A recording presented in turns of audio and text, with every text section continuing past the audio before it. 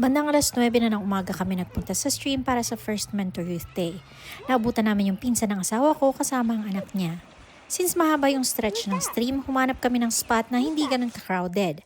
16 years old below ang pwede mag-fish kapag Mentor Youth Day at kahit hindi pa sila marunong mamingwit, magandang activity pa din ito para ma-expose sila sa nature at makabanding ang ibang bata. Since baby pa yung anak namin, yung hobby kong nag-cast ng pamingwit. Ganon din ginagawa ng ibang parents, lalo na yung mga batang distracted sa paglalaro. Kapag may nahook na silang isda, tinatawag nila yung mga anak nila para ma-experience yung pag-reel.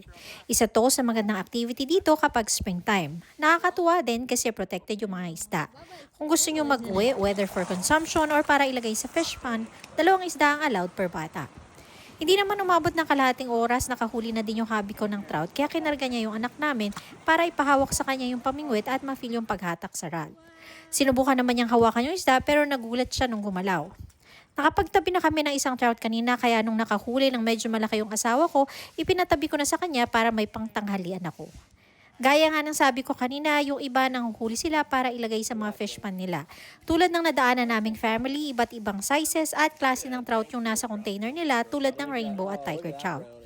Nakipagkwentuhan mo na saglit yung asawa ko sa ilang kakilala bago kami umuwi. So yun lang for today's video. Thank you for watching.